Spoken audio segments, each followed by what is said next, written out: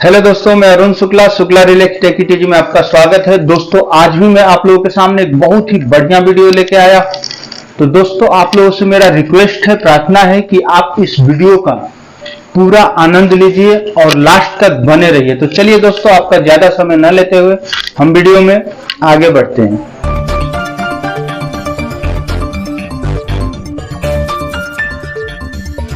अरे ये क्या हुआ, दूल्हा मंडप से भाग गया? जी हाँ दोस्तों, बहुत ही मजेदार कहानी है। तो चलिए हम आप लोगों के साथ कहानी में आगे बढ़ते हैं। दोस्तों एक बार भाग्य और बुद्धि में बहस छिड़ गई। भाग्य बोलते हैं कि मैं तुमसे श्रेष्ठ हूँ और बुद्धि बोलती है कि मैं तुमसे श्रेष्ठ हूँ। दोनों में बहुत देर तक बहस चलती रही। दोस्तों अंत में दोनों ने निर्णय लिया कि बहस से समस्या का हल नहीं होगा, इसके लिए हमें कुछ करके दिखाना होगा।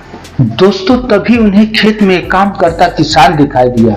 तो बुद्धि ने भाग्य से कहा कि अगर आप इस किसान को राजा बना देते हो तो मैं हार मान लूंगी। दोस्तों बुद्धि को ये बात समझ में आ गई। उन्होंने झट से चिटकी बजाई और कहा कि ये तो मेरे बाएं हाथ का खेल है। तो बुद्धि बोली कि ठीक है, आप अपना खेल दिखाओ। दोस्तों भाग्य किसान के पास पहुंचा तो उसके खेत में गेहूं के फसल जो कि तैयार थी, उनके बालियों के अंदर पूरा मोती भर गया। दोस्तों जब किसान ने गेहूं की फसल देखी तो उसे कुछ समझ में नहीं आया। उसने अपने आप से कहा कि ये गेहूं के दाने की जगह पे इसमें चमकदार पत्थर कहां से आ गए, भला ये मेरे किस काम का। और यही सोचकर वो दहाड़े मार मार के रोने लगा। और दोस्तों देखते देखते शाम हो गई। उधर से राजा गुजर रहे थे, उन्हें किसी के रोने की आवाज सुनाई दी। तो उन्होंने देखा कि बेचारा किसान बैठ के रो रहा है। वो उनके पास आकर के बोला कि आपको क्या तकलीफ है, आप क्यों रो रहे हो? तब किसान ने बोला कि राजा साहब, मेरे सारे गेहूं के फसल में गेहूं के दाने के जगह पे ये देखिए सफेद कंकर आ गए हैं।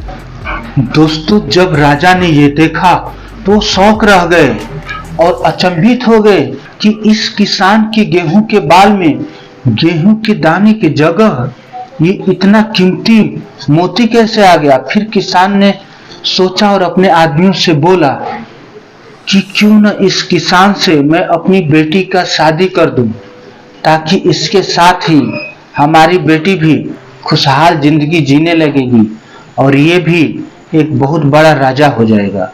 दोस्तों राजा की इतनी बात सुनने के बाद भाग्य जोर जोर से हंसने लगी और बुद्धि को बोली कि देखो अभी कुछ ही दिनों में हमारा किसान राजा बनने जा रहा है।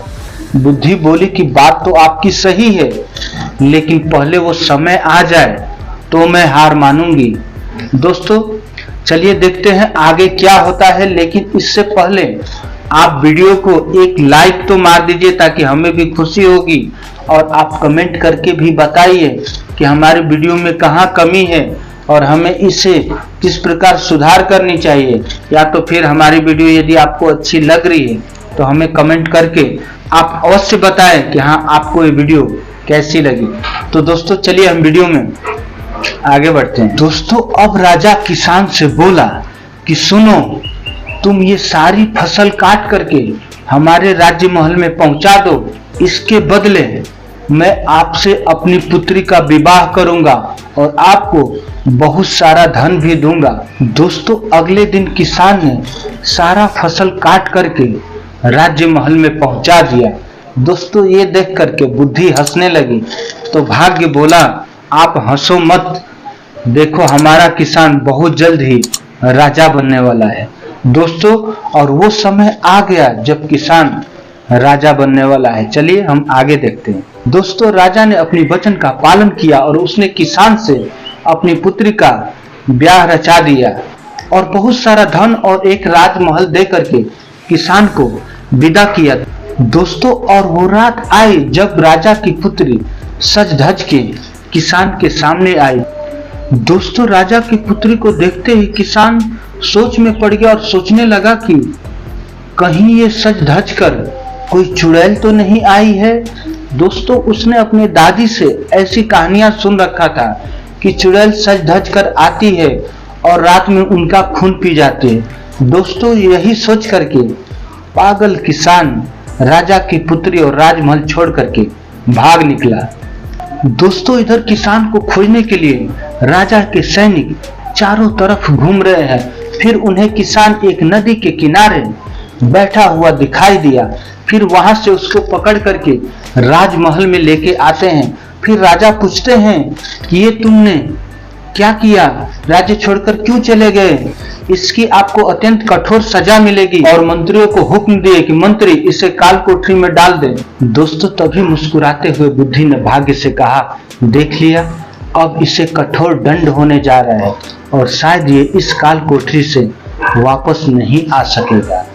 अब बताओ तुम क्या कहते हो।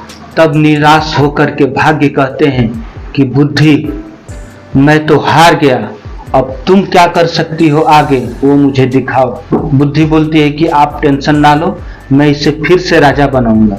तो भाग्य बोलते हैं ठीक है, आप बना करके दिखाओ। दोस्तों उसी क्षण बुद्धि किसान के अंदर प्रवेश करती है। दोस्तों जैसे ही बुद्धि किसान के अंदर जाती है, किसान बोलता है कि राजन आप मेरे ससुर हैं, क्या मैं आपसे एक बात पूछ सकता हूं कि मेरे को यहाँ पकड़ के क्यों लाया गया। तब राजा बोले कि तुमने मेरी पुत्री और मेरे महल को छोड़ करके मेरा अपमान किया है, इसकी तुम्हें कठोर दंड तो मिलनी ही चाहिए। तब किसान बोला कि राजन जब आपकी पुत्री कमरे में आई तभी मुझे नदी के किनारे से जोर जोर से बचाओ बचाओ का आवाज सुनाई दिया और भाग करके मैं नदी पे गया तो मैं देखा वहां पर एक आदमी नदी में डूब रहा था। मैंने उसको बचाया। क्या उस स्थिति में मेरे को राजमहल छोड़ के जाना गलत था?